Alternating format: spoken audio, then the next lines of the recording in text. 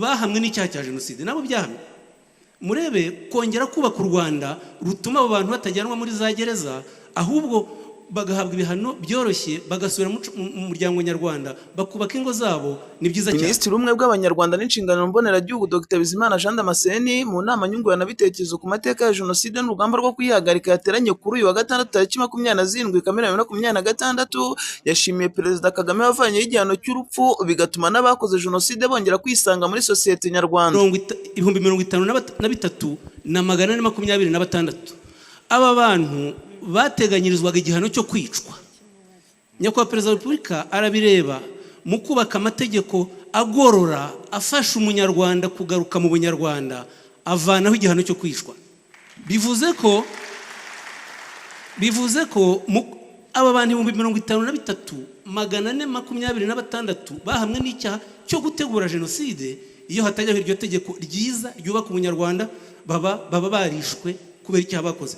Ariko harimo n'abemeye ibyaha bakatirwa imyaka mikeya, ubu batashye bari mu ngo zabo. Yakomeje avuga ko nubwo iterambere ry'u Rwanda ryihuta, ariko bitabuza ko bamwe mu basize bakoze jenoside mu Rwanda bagahungira muri Repubulika ya Demokarasi ya Kongo bahiga gusenya imibereho myiza y'Abanyarwanda. Kuko hari inyandiko yanditswe n'ishyaka ryitwa RDR, impunzi zikigera muri Kongo n'ingabo zazo bashyizeho ishyaka, noneho bashyiraho umurongo ngenderwaho bawise umurage w'amateka.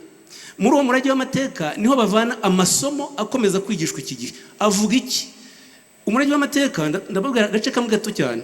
Baravuga ngo turwanye ubwibone bw'abatutsi, tugomba gukuraho agatsiko k'abatutsi, ubumwe bw'abahutu niyo ntwari izatuma dutsinda abanzi b'igihugu. Iyi ni inyandiko yanditswe mu mwaka wa 1996, bavuze Colonel Bahufite Juvenal ni nawe wari umwanditsi w'iyi nyandiko. Iyi ideology ibeshya ko ngo igihugu ari icy'abatutsi, abahutu bagomba kwishyiramo bakayiharanira, bagaharanira gusubirana igihugu cyabo, ntiyacitse nubwo isigaranye bake cyane, ariko dushyira imbaraga hamwe kugira ngo iby'igihugu kimaze kubaka bitazasubira inyuma. Ni mu gihe Perezida wa Repubulika y'u Rwanda Paul Kagame yasabye Abanyarwanda kwakira amateka mabi y'igihugu cyabo, kandi ko imbaraga zabo badakwiye kuzita ku babatuka, ahubwo bakwiye kuzikoresha biteza imbere. Igihugu nk'icyacu nibyo twanyuzemo, harimo byinshi abantu ndetse bahindura bikaba uko bitari biri. Kumva abantu aho bisanze uruhare bagize cyangwa bagiranye isano narwo, bakumva badashaka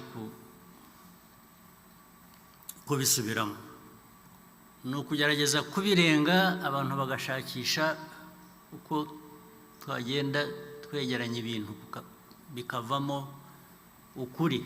Ugutuka no wagutuka ibingana iki ntacyo byagutwara. Ukabisuzugura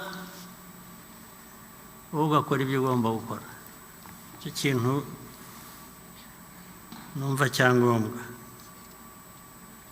ukamusubiza mu bikorwa. Inama nyunguranabitekerezo ku mateka ya jenoside yakorewe Abatutsi n'urugamba rwo kuyihagarika ni ibiganiro bitegurwa mu bihe byo kwibuka, bikitabirwa n'abashakashatsi, abarokotse jenoside, abahoze ku rugamba rwo kubohora igihugu, urubyiruko n'abayobozi. Intego yayo ni ugusobanukirwa amateka ya jenoside yakorewe Abatutsi, impamvu yayiganishijeho, uko yahagaritswe n'amasomo igihugu n'isi bikwiye kuyigiraho. Ngendi Jean de Dieu Niyodusenga, Radio Huguka, i Kigali.